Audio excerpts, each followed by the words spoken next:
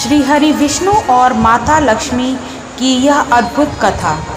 कहते हैं कि जिस भी घर में भगवान विष्णु और माता लक्ष्मी की पूजा की जाती है वहाँ सुख शांति का वास होता है, दाम्पत्य जीवन भी सुखमय होता है।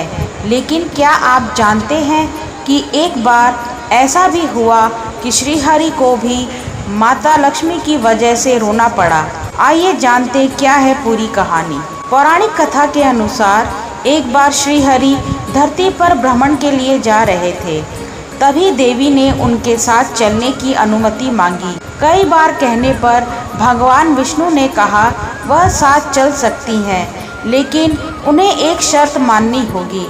उन्होंने कहा कि धरती पर कैसी भी स्थिति आए, लेकिन उन्हें उत्तर दिशा की ओर नहीं देखना है।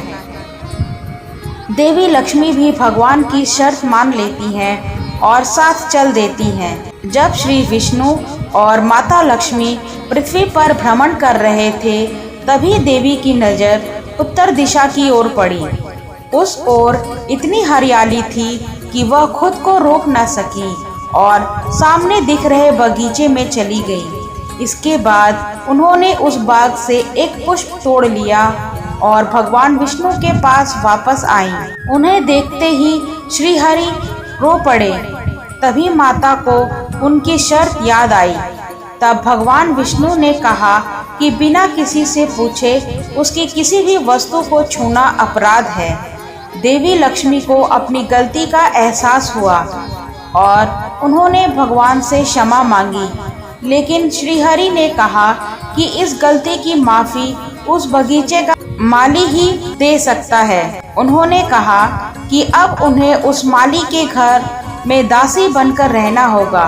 देवी लक्ष्मी ने उसी क्षण गरीब औरत का रूप धारण किया और सीधे उस माली के घर पहुंच गई। माली ने उनसे कभी खेत में काम करवाया, कभी बगीचे में, तो कभी घर में। लेकिन एक दिन उसे पता चला कि वह दासी कोई और नहीं बल्कि माता लक्ष्मी है, तो वह रो पड़ा।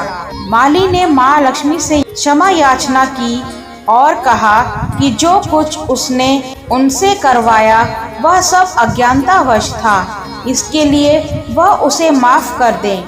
माँ लक्ष्मी ने मुस्कुराते हुए कहा कि जो भी हुआ वह नियति थी, इसमें उसका कोई दोष नहीं है। लेकिन जिस तरह उसने माँ को अपने परिवार का सदस्य समझा, उसके लिए वह उसे आजीवन सुख समृद्धि का वरदान देती हैं।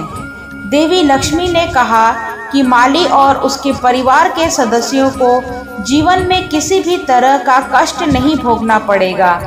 इतना कहकर देवी अंतर्ध्यान होकर विष्णु लोक वापस चली गई। जय श्री लक्ष्मी नारायण।